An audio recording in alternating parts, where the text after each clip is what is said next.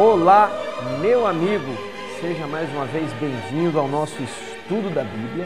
Hoje daremos continuidade ao estudo do nosso guia aqui, Como Interpretar as Escrituras. Isso aqui é o guia que nós utilizamos para estudar a Bíblia. Como Interpretar as Escrituras é o tema geral e a lição 3 diz: a visão de Jesus e dos apóstolos acerca da Bíblia. Este é o nosso tema desta semana. E o verso para memorizar aqui é o verso central, poderemos dizer assim, do trimestre.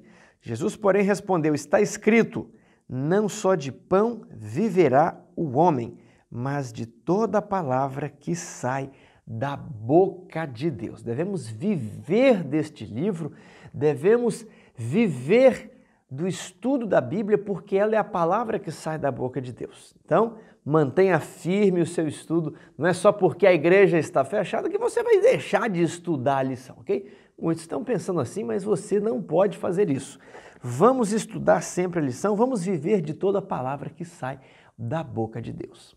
Agora, como que era nos dias de Jesus?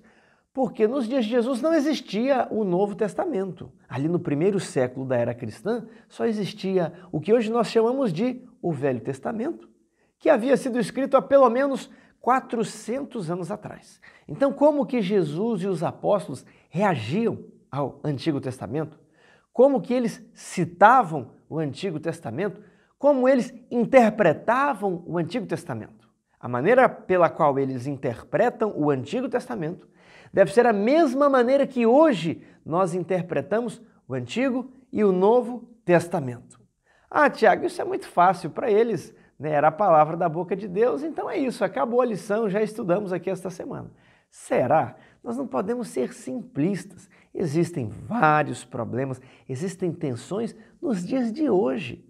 E se nós não observarmos como que Jesus e os apóstolos lidavam com a Bíblia, nós passaremos despercebidos a maneira que Deus deixou para resolvermos os problemas de interpretação nos dias de hoje. É por isso que existem tantas doutrinas, tantas igrejas, cada uma dizendo uma coisa, porque utilizam métodos de interpretação diferentes. Sábado, olha o que a lição diz aqui. Infelizmente, nesta era pós-moderna, o que quer dizer pós-moderna? É o movimento pós-moderno que diz não haver uma verdade única. Cada comunidade possui as suas tradições, as suas experiências, a sua história, e é por isso que cada comunidade constrói a sua própria verdade. Eu tenho a minha verdade, você tem a sua verdade, a família do José tem a sua verdade, a família do João tem a sua verdade, ok? E a Bíblia era a verdade para a comunidade de Jesus de um jeito, mas hoje ela é uma outra verdade porque ela é entendida de uma maneira diferente hoje e assim vai, ok? Isso é o oposto do que diz a Bíblia. A Bíblia diz que ela é uma verdade única, absoluta, universal para todas as épocas. O pós-modernismo vê que cada um possui uma verdade para a sua época. Então o confronto já está deflagrado aqui de início. Okay? Felizmente, nesta era pós-moderna, a Bíblia tem sido amplamente reinterpretada por lente de uma filosofia que questiona tanto a sua inspiração quanto a sua autoridade, né? Será que realmente foi assim? Paulo falou que toda a Escritura é inspirada por Deus, mas hoje, quando lemos, vemos aqui que Moisés fez uma fábula, né? Uma alegoria para descrever o Gênesis. Essa ideia circula dentro do Adventismo. Então, olha, em vez de ser a visão de Deus acerca do homem, a Bíblia tornou-se a visão do homem acerca de Deus. Mas quando vamos ver a maneira que Jesus e os apóstolos lidaram com a Bíblia, nós vemos que eles rejeitam a visão pós-moderna de interpretar a Bíblia. Isso aqui é importante. Domingo está escrito, leia Mateus 4, 1 a 11, como Jesus se defendeu contra as tentações de Satanás no deserto. O que aprendemos sobre a Bíblia neste relato? Assinale a alternativa correta. Vemos que para cada tentação de Satanás, Jesus afirmou, está escrito, Não só de pão viverá o homem, mas de toda a palavra que sai da boca de Deus. Satanás estava tentando criar uma tensão entre Jesus ser o Filho de Deus, possuir poder e utilizar os meios deste mundo para servi-lo, o que está correto. Mas Jesus disse o seguinte: eu não preciso dar provas da minha divindade para você, está escrito. Nem só de pão viverá o homem. Não é porque eu sou homem que eu preciso aqui comer, não, eu posso viver da palavra de Deus. Estou vivendo da palavra de Deus nesses 40 dias, Satanás. Foi assim que Jesus respondeu. Depois Satanás, propõe outra tentação e Jesus responde: está escrito, ao Senhor teu Deus adorarás e só a Ele darás culto. E depois também está escrito: não tentarás o Senhor teu Deus. Então, para cada tentação, Jesus respondeu: está escrito. Primeiro ponto que observamos aqui: Jesus tinha porções amplas da Bíblia, grandes porções, memorizadas. Não deve ser um incentivo para nós memorizarmos capítulos atrás de capítulos? As pessoas memorizam tantas coisas hoje, por que não memorizar a Bíblia? Depois, Jesus recusou-se a conversar com Satanás. É muito perigoso conversar com um ser que tem uma inteligência tão grande. E Jesus apenas se limitou ali a falar: está escrito. Agora, Tiago, isso aqui não é óbvio? É claro que Jesus citaria a Bíblia. Não, tem muita gente querendo conversar com o diabo hoje, na hora de expulsar o demônio. Muitos que se dizem pastores querem conversar com Satanás. Isso não é a postura de Jesus. Depois, muitos têm uma noção do que é a Bíblia e ali conversam num debate sobre a Bíblia, mas não leem a Bíblia. E aí vão falando sobre as suas impressões da Bíblia, mas não têm a Bíblia memorizada. E é importante que nós tenhamos a Bíblia memorizada e citemos a Bíblia. Isso era exatamente o oposto do que havia nos dias de Jesus e que era praticado pelos líderes de Israel. Então aqui está a atenção, professor. Aqui que nós precisamos enriquecer a lição e levar um conhecimento extra para o nosso aluno. Ao perceber o contraste, ele vai aprender. Então, a escola sabatina tem que ser uma escola. Você aqui está para estudar, você não está para ouvir uma historinha, só uma meditação, uma reflexão. Aí passa 20 anos na igreja, a gente não estuda nada. Mas se nós estudarmos as lições da escola sabatina a fundo, nós vamos crescer em conhecimento. Ah, Tiago, mas isso aqui é só uma página, eu já tenho um conhecimento além da escola sabatina. Então aproveite o tema e enriqueça a lição, aprofunde, compre os livros que já foram sugeridos aí na lição 1 e 2 e se aprofunde. Entendeu? E nós precisamos aprofundar aqui. Eu vou utilizar uma técnica que chama contraste. Eu vou contrastar a posição de Jesus com os líderes da época para que você possa perceber mais nitidamente as cores dessa história. Por isso o contraste. Como era o ensino bíblico nos dias de Jesus? Olha, ao tempo de Cristo, a vila ou cidade que não providenciava quanto à instrução religiosa da mocidade era considerada sob a maldição de Deus. Então, eles estavam imbuídos no estudo teológico. Isso não quer dizer que o estudo teológico é o estudo bíblico. Cuidado com isso. Todavia, o ensino se tornara formal. A tradição havia em alto grau sobrepujado as Escrituras. O que aconteceu com a igreja judaica? Ela foi infectada pelo pensamento grego dominante na época de alguns anos antes de Jesus. Você tem ali Esdras e Neemias, e depois que eles morreram, veio o Império Grego. E o Império Grego trouxe a filosofia grega, trouxe uma maneira diferente de abordar o texto bíblico. E nós temos um judeu muito famoso chamado Filo de Alexandria, que ele propõe uma maneira de espiritualizar a Bíblia. E ele, então, utiliza o texto bíblico, as histórias, como alegorias, procurando o chifre em cabeça de cavalo. Cuidado com isso. E depois também eles passaram às tradições, ao pensamento dos homens. E ali não era o que Deus havia dito, não era mais o estudo da palavra de Deus, mas o que os homens haviam dito sobre Deus. Olha só, a tradição havia em alto grau sobrepujado as Escrituras, isso por algumas décadas, quem sabe 1 ou 2 séculos de dominação grega, e então chega o período de Jesus, né? O período entre o último profeta do Antigo Testamento e João Batista são 400 anos, mas a fermentação vem ocorrendo devagarzinho. Vejamos outro texto aqui, todos eles estão em O Desejado de Todas as Nações. Por todos os meios brandos e submissos, procurava Jesus agradar aqueles com quem estava em contato. Por ser tão amável, nunca estorvando a ninguém, os escribas e anciãos julgavam que seria facilmente influenciado por seus ensinos. Insistiam com ele, com Jesus, para que aceitasse as máximas e tradições que haviam sido transmitidas dos antigos rabis. Mas Jesus pedia para as mesmas a autorização da Santa Escritura. Está escrito, não é isso que estamos estudando aqui na parte de domingo? Jesus estava pronto a ouvir toda a palavra que sai da boca de Deus. Não podia, entretanto, obedecer às invenções dos homens. Parecia conhecer as Escrituras de princípio a fim, e apresentando-as em sua verdadeira significação. Os rabis envergonhavam-se de ser ensinados por uma criança. Pretendiam ser seu ofício explicar as Escrituras. E a ele competia aceitar-lhe as interpretações. Indignavam-se de que se pusesse em oposição às palavras dele.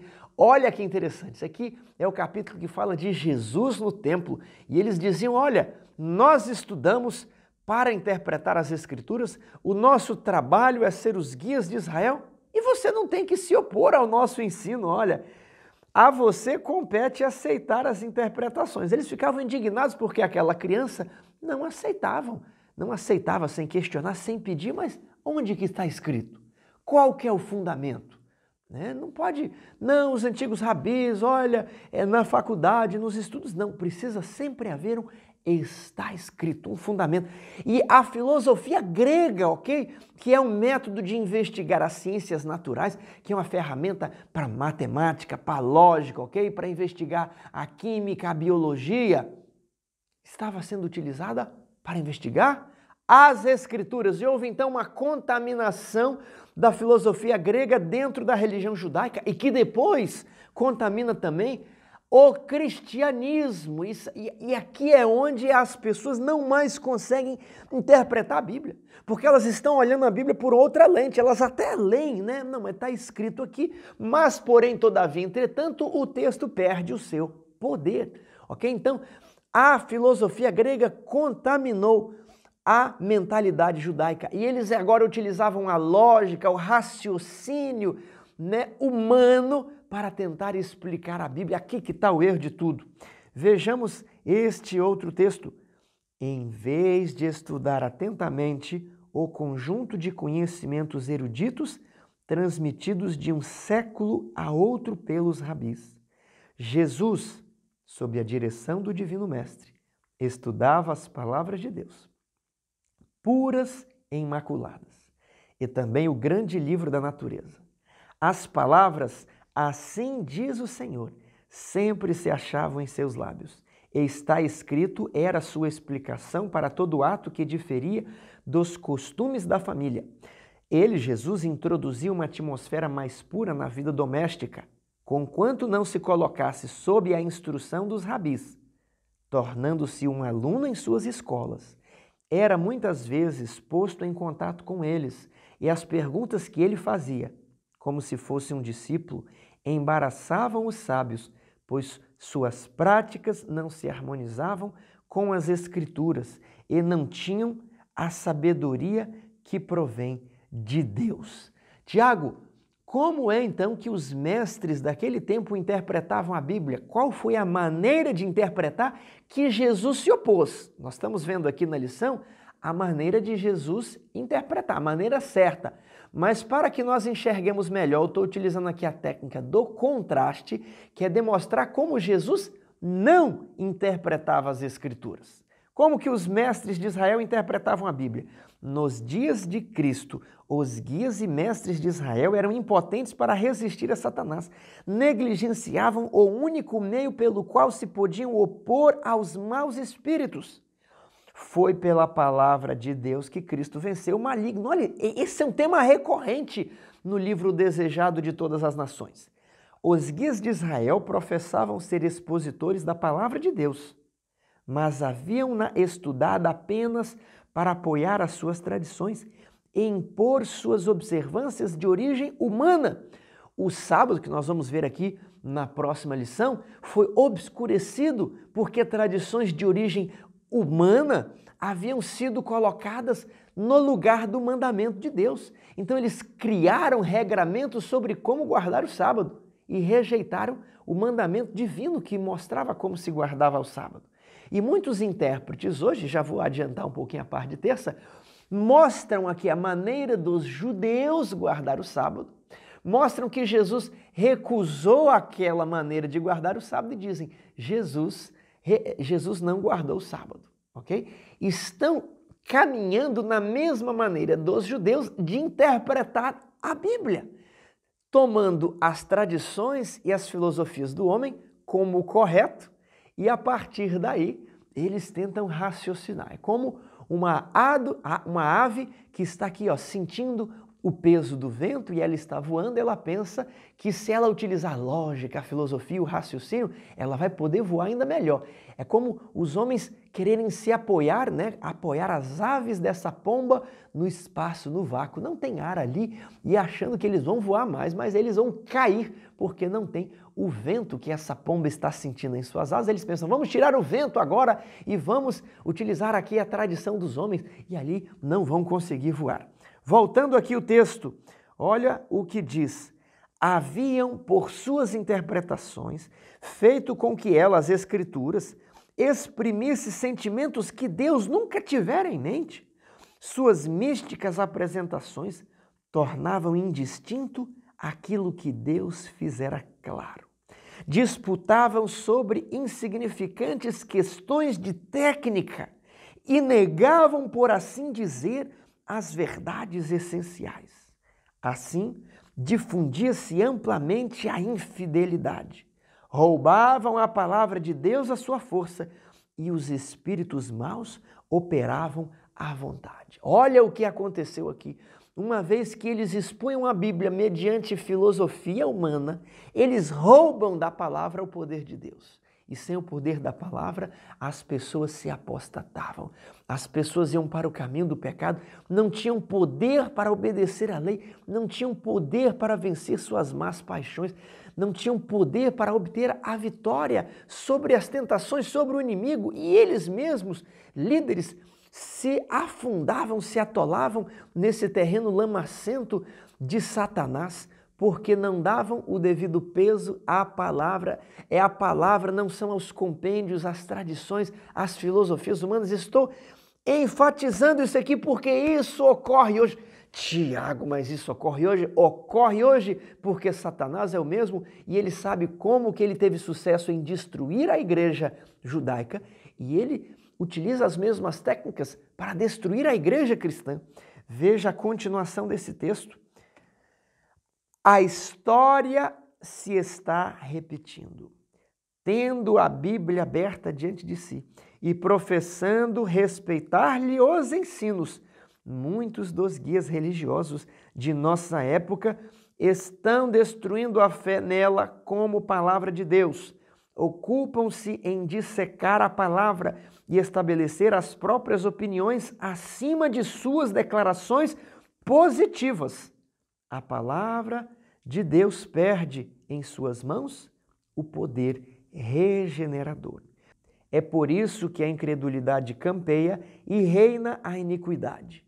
Olha só, uma apostasia entre o povo de Deus é decorrente de um abandono da Escritura ou quando o povo está se apegando a tradições e não à palavra. A Bíblia diz, A fé vem pelo ouvir a palavra de Deus. Quando começam a haver apostasias é porque as pessoas perderam a fé e porque pararam de estudar a palavra de Deus. Estão se apoiando em cerimônias, em tradições e sabe-se lá o quê. Tiago, como é esse dissecar a palavra de Deus, que muitas vezes nos nossos dias é chamado de teologia? Cuidado com isso, meu irmão. Eu trouxe aqui um exemplozinho de José e Maria que subiram a colina para buscar um balde de água. Isso aqui é um poema em inglês que eu traduzi, encontrei isso aqui na língua americana, que chama assim, Jack and Jill went up the hill. Isso aqui é um poema, eu traduzi para não Jack and Jill, mas José e Maria subiram a colina para buscar um balde de água. Isso aqui é uma crônica satírica de como muitas vezes o texto bíblico é abordado. Então, ao ler isso aqui, você vai ter um vislumbre como muitas vezes os teólogos fazem com a escritura de uma maneira errada. Nós temos que nos pautar pelo está escrito, ok? Não os bons teólogos vão se pautar pela Bíblia, mas os mestres que não estão sendo verdadeiros mestres. Olha lá. A palavra e, né? José e Maria, a palavra e, a partícula e, apresenta algumas dificuldades, as quais não são aparentes ao leitor superficial. Você que não fez teologia não percebe. É mais ou menos isso, né, que muitos fazem. Há nas mentes da maioria dos estudiosos uma dúvida considerável quanto a se José estava realmente acompanhado de Maria, no sentido de que a frase esteja tentando registrar um evento histórico. Então os eruditos questionam se realmente José estava junto com Maria, né? Será que isso é um evento histórico que está escrito neste texto? 2.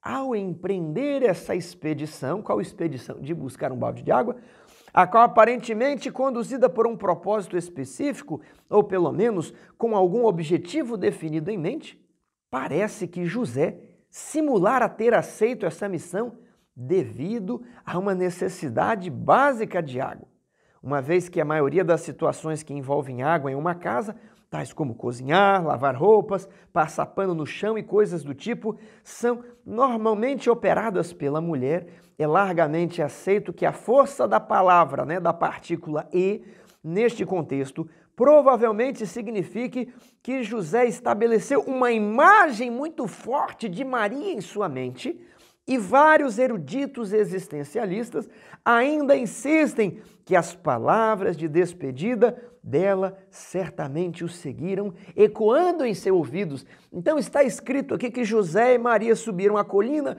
mas na verdade só foi José. Isso aqui é uma imagem que José criou de Maria em sua mente, porque a Maria sempre está envolvida ali com água.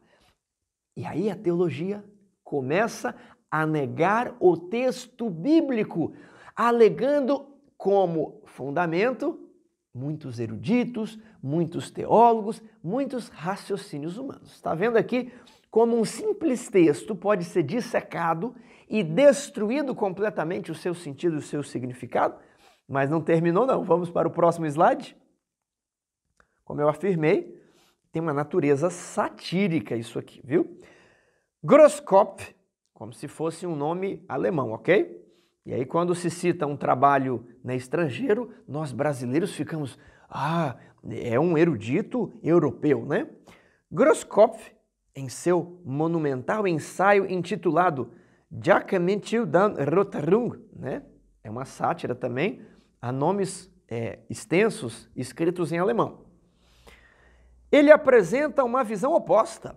Ele datou essa passagem como sendo consideravelmente mais antiga do que geralmente se acreditava, em algum momento entre 404 a.C. e a 19ª emenda da Constituição Americana. Com base nisso, ele sustenta que cortar madeira e carregar água eram, durante esse período, atividades empreendidas exclusivamente por mulheres e que as palavras José e no verso são acréscimos feitos mais tarde por algum copista, as quais não constam no manuscrito original. Então, no argumento 2, ele havia falado que José poderia ter criado na sua mente a imagem de Maria e ali, né, não existia Maria. Mas agora o Groskopf já fala que, como naquela época, né, na cultura, utilizando ali um critério histórico, eram as mulheres que carregavam a água, então nem José subiu, né? Não tem nada disso aí. Olha o argumento 4 aí. Subiram a colina. Obviamente, essa é uma expressão alegórica. Os antigos, apesar de desconhecerem a primeira lei da elevação de Ots, tudo o que sobe e desce, estavam bem cientes de que a transferência de água por meios artificiais normalmente envolve o transporte de uma posição inferior para a superior. Conferir as obras O Velho Balde de Carvalho, descendo o riacho do Antigo Moinho. Então, ele começou a utilizar uma linguagem mais prolixa, que não quer dizer nada, mas apenas confunde o leitor, né, e parece dar grandes mostras de erudição. O professor Gardelot, citando agora um autor francês, né, para dar aquele efeito que nós brasileiros nos admiramos. O professor Gardelot, destacado hidrógrafo e místico, sugere que essa anábase simboliza a luta. O que é anábase? É subida, ok? Ah, mas por que utiliza anábase? Para utilizar uma palavra mais difícil, ok? Por que não utiliza subida? Porque muitos querem utilizar palavras difíceis para dar mostras de erudição.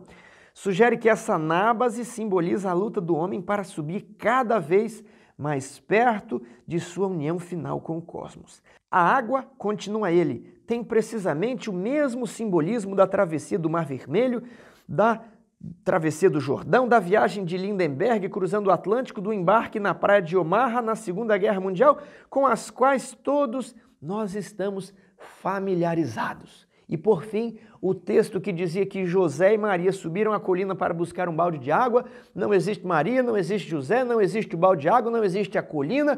Tudo é um ensinamento espiritual que não reflete-se na linguagem empregada. Está entendendo? Destrói-se completamente o texto.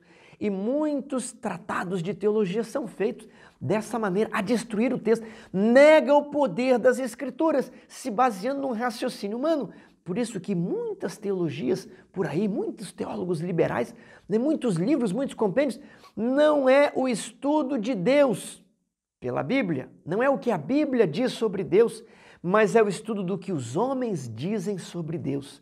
E ali muitos, a pretexto de realizar uma exegese, vem ali no texto bíblico, é proibido fumar maconha. Vamos dar um exemplo. Ele começa a analisar o contexto e as palavras gregas, e aí o leitor simples já não sabe se aquilo é grego, se não é, se realmente está dizendo assim. E ele vamos ver o contexto, se naquela época, né, que realmente a maconha era proibida por lei, mas vejamos hoje. Aí no final ele vai concluir assim, portanto, como provamos, não provou coisa nenhuma, pode-se fumar maconha. Nega completamente o que o texto está dizendo.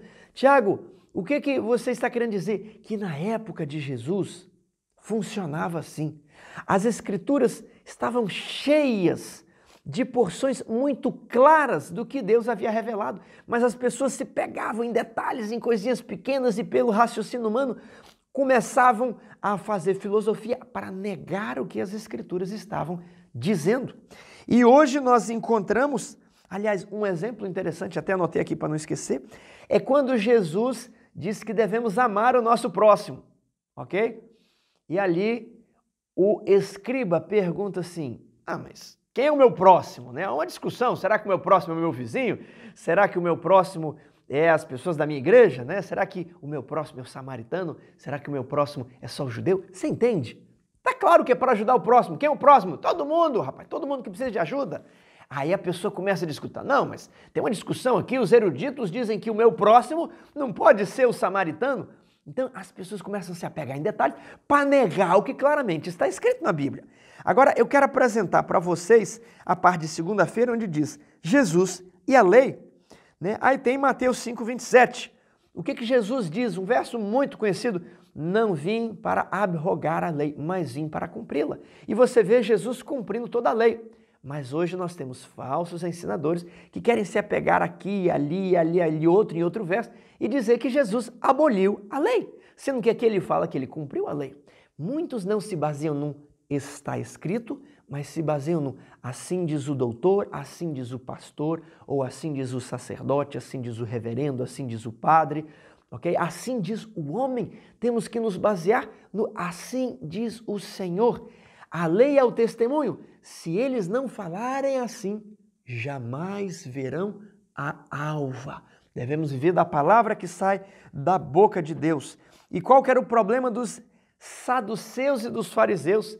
Na época de Jesus, os saduceus eram os teólogos liberais, ok? Liberais. Na época de Jesus, os fariseus eram os teólogos tradicionalistas, vamos dizer aqui, fundamentalistas, ok? E Jesus deu uma resposta diferente para cada um deles. Mateus 22, 29, a resposta aos saduceus. Respondeu-lhes Jesus: errais, não conhecendo as Escrituras, nem o poder de Deus. Olha, imagina essa declaração de alguém que não foi para a escola, que foi ensinada por Maria, Dona Maria, lá da vila de Nazaré, ok? A Dona Mariazinha, que ensinou Jesus. E agora ele chega e fala para aqueles teólogos todos, olha, vocês não conhecem a Bíblia. Eles até riram de canto de boca. Nós não conhecemos a Bíblia? Sim, vocês não conhecem a Bíblia. Vocês conhecem a teologia dos homens. Errais em não conhecer a Bíblia e nem o poder de Deus. Agora, para um outro grupo, Jesus deu uma resposta diferente.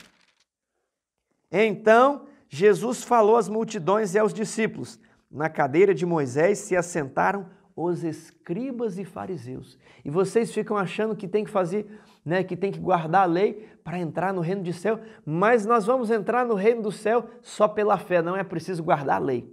Muitos leem o texto dessa maneira. E muitos falam assim, vocês adventistas são fariseus, porque vocês estão pregando guardar a lei. Não leem no verso 3 ainda não, meu irmão, não leia o verso 3 não. Qual a impressão que você tem dos fariseus? Qual a impressão?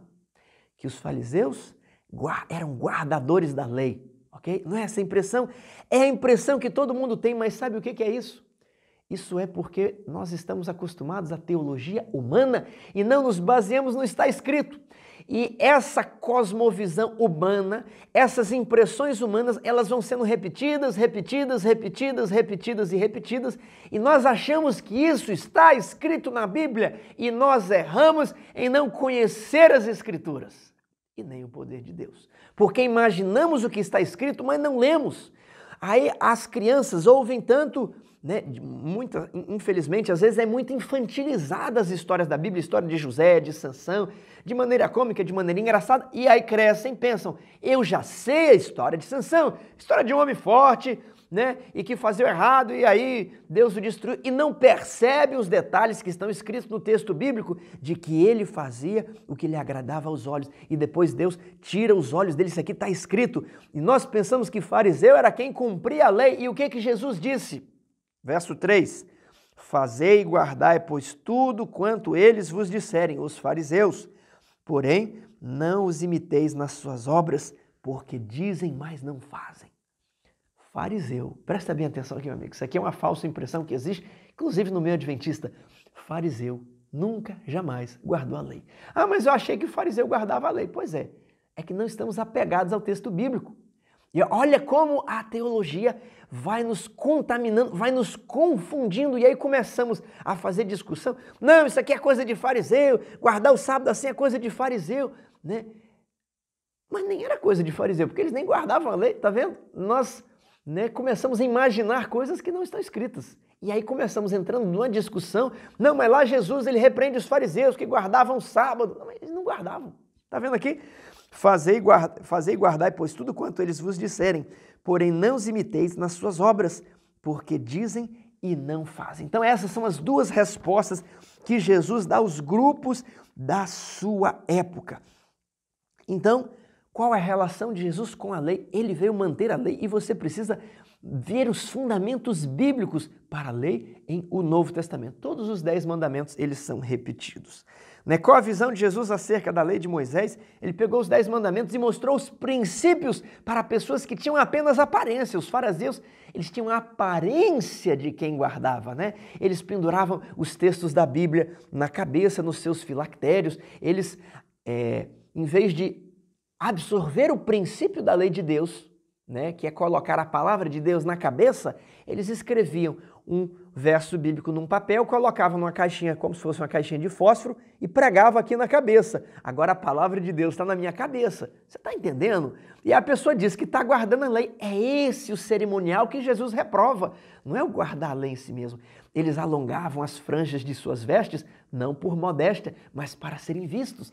Então é esse o problema, que é a hipocrisia que Jesus reprova. Tinha uma aparência, né, como aquela propaganda antiga do Denorex, parece, mas não é. Pareciam que guardavam a lei, mas não guardavam. E aí Jesus, ele resume os princípios da lei: amor a Deus e amor ao próximo. E aí muitos que não se baseiam, não está escrito, dizem: olha, aqui Jesus, ele aboliu a lei. Aqui Você entendeu?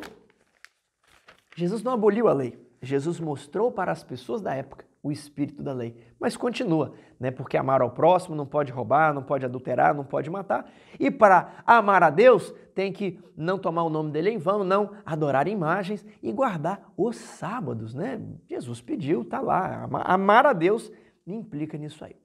Eu vou dar um outro exemplo. Vamos para a regra de ouro agora. Vamos para a regra de ouro. Qual que é a regra de ouro, então, para interpretar a Bíblia, Tiago? Estou aprofundando, fiz o contraste para você entender como não é, como agora deve ser. Olha aqui a nossa regra de ouro. Regra de ouro. As verdades mais claramente reveladas na Escritura Sagrada têm sido envoltas em dúvida e trevas pelos homens doutos que, com pretensão de grande sabedoria, ensinam que as Escrituras têm um sentido místico, secreto, espiritual, que não transparece na linguagem empregada. É a historinha lá do José e Maria. Não transparece na linguagem empregada. Há um sentido místico, secreto, espiritual aqui na historinha do José e Maria, que apenas o teólogo, o Grosskopf, né, o erudito francês, aquele que cursou teologia, compreende. O leitor comum, que só lê as palavras empregadas, que não sabe grego e hebraico, ele não compreende.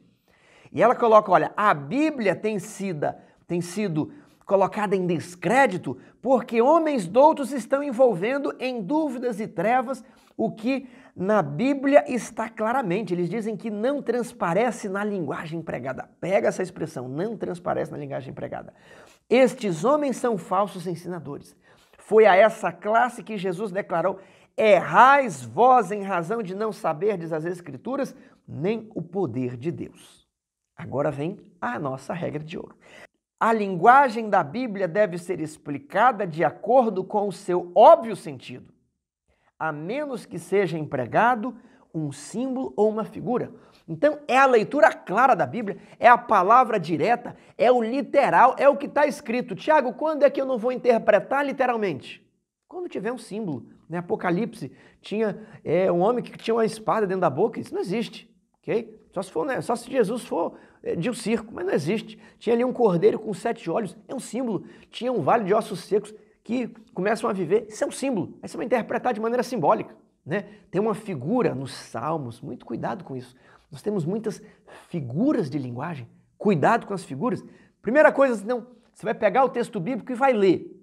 Isso aqui é uma figura de linguagem? Não.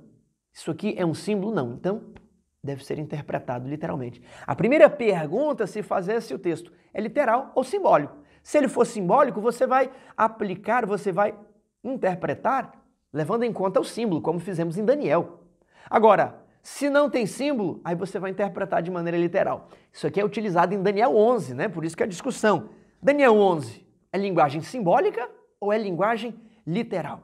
Então, a Bíblia tem que ser interpretada da maneira mais natural, mais literal, daquelas palavras ali para um leitor comum. Tiago, mas você está utilizando aqui um texto de Ellen White para dizer que essa é a regra de ouro? Não, senhor. Estou utilizando o texto aqui, mas eu não me baseio nesse texto para pregar a regra de ouro. Tiago, qual então que é a base da regra de ouro para interpretarmos as Escrituras? Está aqui, ó, 4º e 5º. Na maneira como Jesus interpretava o texto bíblico, e na maneira como os apóstolos interpretavam o texto bíblico. Vamos chegar lá, mas eles interpretavam de maneira literal, a menos que houvesse um símbolo. Então essa regra de ouro aqui é baseada na maneira que Jesus e os apóstolos interpretavam o Antigo Testamento, e nós devemos interpretar o Antigo e o Novo do mesmo modo que eles.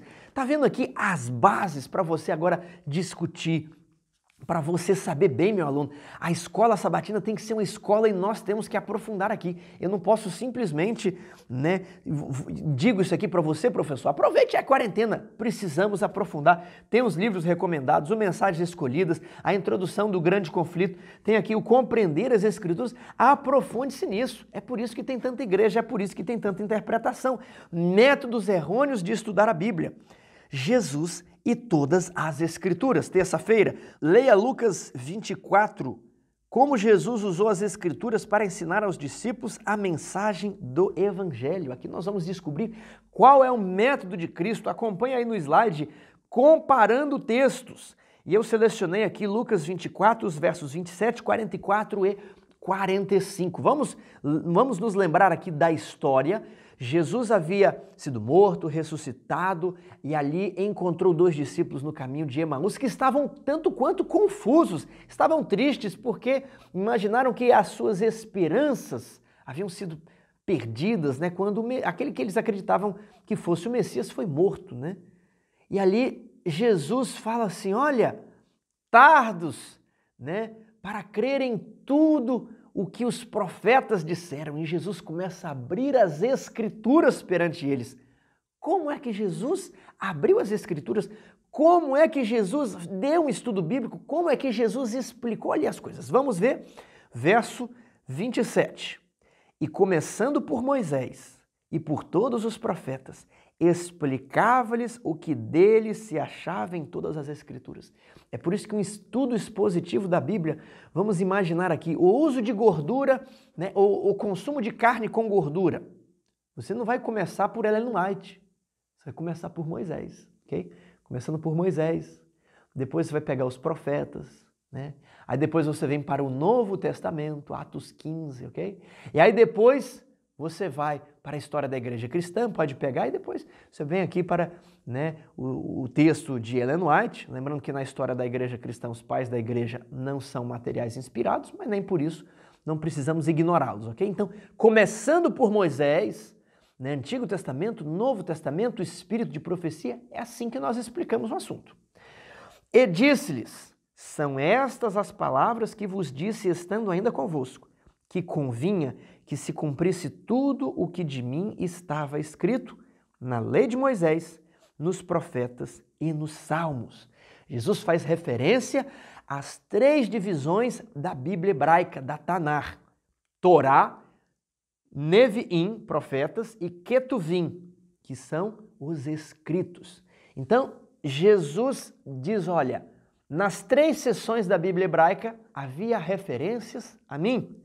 Então abriu-lhes o entendimento para compreenderem as Escrituras. É assim que funciona, meu amigo.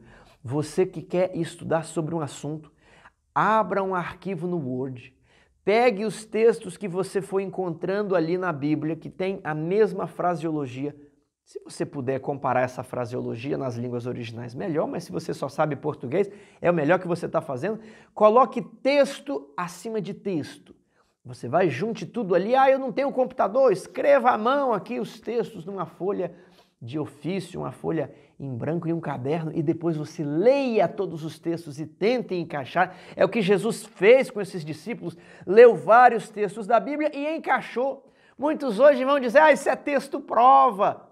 Olha, existe um texto prova de maneira grosseira, que é você fazer essas comparações de maneira grosseira, Você não respeita o contexto, nenhum está falando da fruta manga, nem outro de manga de camisa, e aí você junta tudo. Não, Jesus, precisa que nós consideremos o contexto, e aí você vai juntar todos esses textos.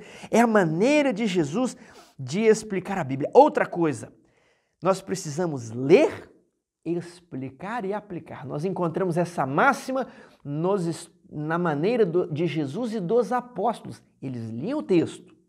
Agora eu vou explicar o que está falando. Agora nós precisamos fazer uma aplicação para o nosso público, para o nosso ouvinte. ler, aplicar e explicar. Tem gente que só quer explicar e não quer ler. Outros leem e se esquecem de explicar. Outros leem e explicam o texto e não fazem nenhuma aplicação para os dias de hoje. É por isso que sempre procuramos fazer um apelo aqui no fim da lição. E você, professor, ao explicar tudo, faça um apelo no final. Aplique os conhecimentos, né, entendidos na lição. E Jesus e todas as Escrituras. Vejam aqui que ele começa por Moisés, passa pelos profetas e vai até os escritos, todas as Escrituras. Então, nós precisamos sempre considerar todos os textos para o nosso raciocínio. A boa exegese depende de uma boa teologia sistemática e não o contrário. Tiago, o que você está falando? O que é a exegese? A exegese é o estudo aprofundado de um texto. Eu vou vendo o contexto do capítulo, quem é o autor, como foi na época daquele autor, e eu vou aprofundando as línguas originais, etc.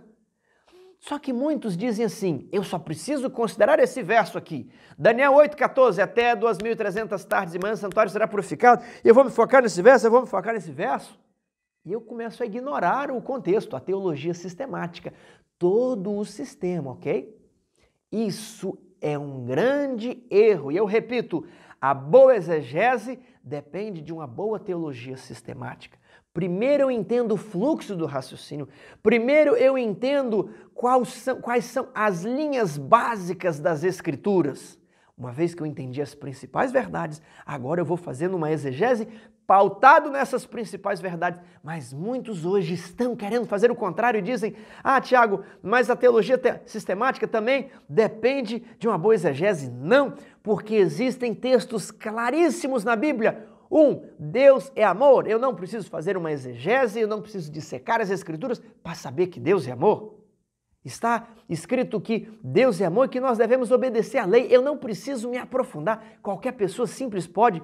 E nós vemos nas Escrituras um conflito entre o bem e o mal. Essa é a grande linha mestra, essa é a grande contribuição do Adventismo para a igreja cristã. Um grande conflito, e ele agora vai me pautar na interpretação das Escrituras. Nós também temos o santuário como uma linha mestre, como um esqueleto. E a partir então da perspectiva do santuário e do grande conflito, eu posso fazer uma exegese. E muitos falam assim, não, se você está no texto, você não pode buscar outro texto para te ajudar. E é por isso que passam a descrer em princípio de Ano, é por isso que passam a entender que o chifre pequeno é só Antíoco Epifânio, é por isso que se confundem totalmente quanto ao santuário celestial, é por isso que acham que não existe mais 2.300 tardes e manhãs como 2.300 dias, é por isso que todas essas heresias vão penetrando na igreja adventista, negação do grande conflito, negação do santuário, negação de uma justificação de fé e de obras, negação da santificação, negação de um juízo investigativo, negação de tudo isso, porque querem fazer só o estudo de um texto e me fechar para todo o contexto. Nós precisamos de uma boa teologia sistemática primeiro, uma boa compreensão do todo como fez Jesus e depois com aquela compreensão do todo pelos textos claros e fáceis, nós vamos ver um texto específico. Sabe como a Escritura tem sido envolta? E eu volto agora na regra de ouro, vou até colocar a regra de ouro novamente aqui na tela. As verdades mais claras reveladas nas Escrituras têm sido envoltas em dúvidas. Pega aqui uma pessoa discutindo sobre sexo antes do casamento. Mas você já ouviu essa discussão? Porque ela é muito comum. Essa discussão normalmente é feita sem base nas Escrituras. Ok? Faça um teste. Pergunte para você mesmo, qual é a base das Escrituras para dizer que o sexo só deve ser feito depois do casamento? Qual é a base?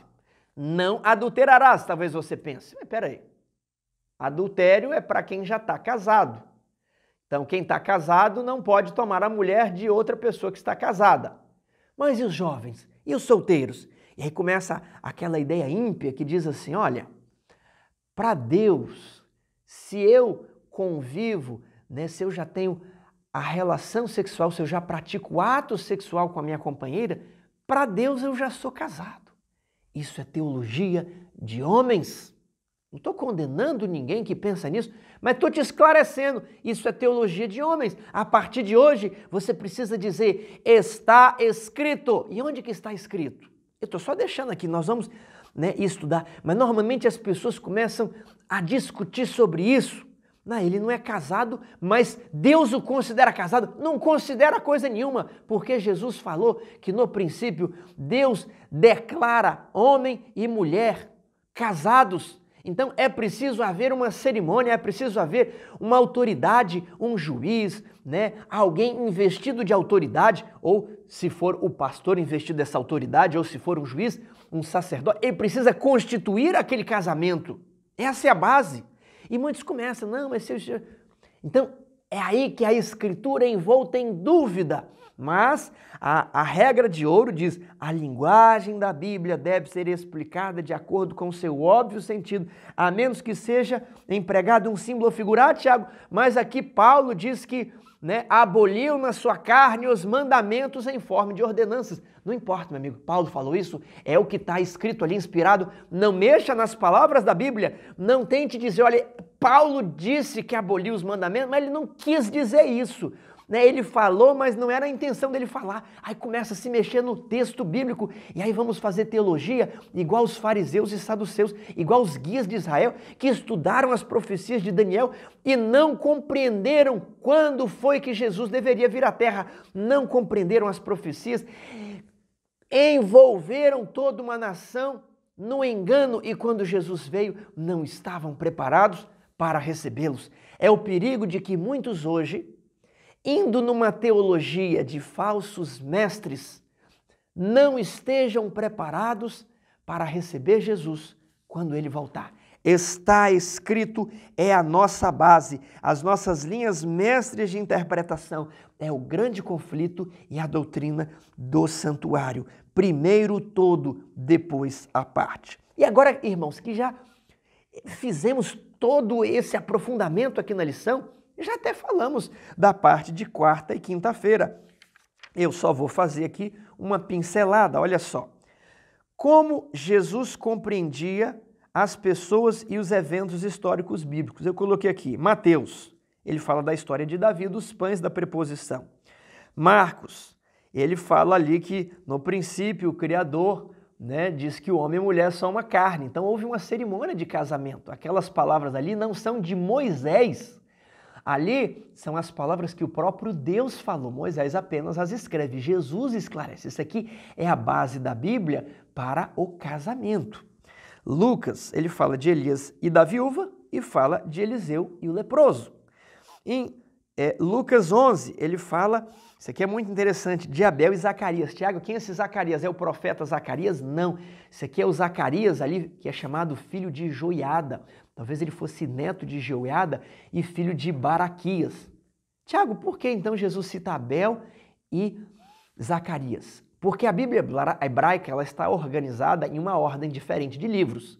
Gênesis é o primeiro livro, Bereshit, e Crônicas é o último livro, entendeu? Então, segundo Crônicas, é o último livro ali da Bíblia hebraica. Então a história de Abel está no primeiro livro e a história de Zacarias está no último livro. Então quando Jesus fala assim, olha, vocês desde Abel até Zacarias, ele está falando todos os mártires desde a história da criação do mundo, ou desde o início das Escrituras até o fim das Escrituras, vocês têm matado os profetas. E Deus vai pedir contas. Então aqui Jesus ele está considerando que já havia um cânon bíblico escrito ali e consolidado na sua época. Então isso aqui é importante. Depois, Mateus 24, Noé e o dilúvio. O que nós extraímos disso aqui? Interpretação literal de Jesus. Jesus considerava a regra de ouro, ele considerava essas histórias como literais e ele dá aplicação literal a essas histórias. Okay? Ele conta, não foi assim? Então ele faz, ele explica e faz, ele lê, explica e aplica. Okay? Interpretações literais. Tiago, tem interpretação simbólica? Tem. Mateus 24, 15, quando ele falou assim, quando, pois, virdes o abominável da desolação no lugar santo, o abominável da desolação de que falou o profeta Daniel no lugar santo, quem lê, entenda. Entenda o quê? Entenda o símbolo. A regra de ouro é a regra de Jesus. A regra de ouro não é a regra de Ellen White. Ela repetiu o que Jesus fazia e que está aqui na parte de quarta-feira. Parte de quinta-feira, os apóstolos e a Bíblia, da mesma maneira, eles interpretavam as histórias da Bíblia como literal. Mas tem algo interessante aqui nos textos, que eles começam a pegar as passagens do Antigo Testamento e aplicar, olha, isso aqui se cumpriu hoje. Olha, para que se cumprisse a palavra, para que se cumprisse, então eles começam a pegar as profecias do Antigo Testamento e mostrando que elas se cumpriram em Jesus. A palavra de Deus é viva e a palavra de Deus está se cumprindo. Isso aqui não foi a impressão da cabeça de Daniel, de Zacarias, de Jeremias. Não, isso aqui se cumpriu, isso aqui é literal, isso aqui tem poder. Então, Jesus e os apóstolos entendiam que a Bíblia deve ser lida de maneira literal, da maneira mais natural possível. Você não vê aqui os apóstolos procurando complicar, usar palavras difíceis. Não, porque eles, ao escreverem uma carta, estavam escrevendo para o povo, como eu escrever uma carta. Hoje a minha carta, ela não é lida de uma maneira difícil, complicada. Eu estou dizendo que não devemos fazer exegese? Não estou dizendo isso. Eu estou dizendo o seguinte, que a Bíblia é feita para pessoas simples e para pessoas estudadas. As pessoas simples vão compreender porque a Bíblia está feita de maneira clara e não podemos confundir as pessoas simples com vãs pretensões de conhecimento. Agora, podemos e devemos fazer uma boa exegese, utilizando outras partes da Bíblia para nos auxiliar, porque este é o método de Cristo. Querido irmão, aprofunde na Bíblia. Eu cito aqui o livro, tá? Um livro produzido pelo NASP, Compreendendo as Escrituras. Tem vários artigos bons aqui. Já recomendei Mensagens Escolhidas, volume 1, a introdução de O Grande Conflito. Estude. Você está de quarentena, os serviços de filmes, os serviços pornográficos, eu vi, eles cresceram muito. Nem numa crise dessas, o juízo de Deus, talvez que se aproxima. Não estou dizendo que o coronavírus é um juízo de Deus, pode ser, pode não ser, mas as pragas se aproximam. O último grande conflito se aproxima. E nem agora as pessoas temem a Deus. Ficam aumentando a sua assinatura de serviços pornográficos.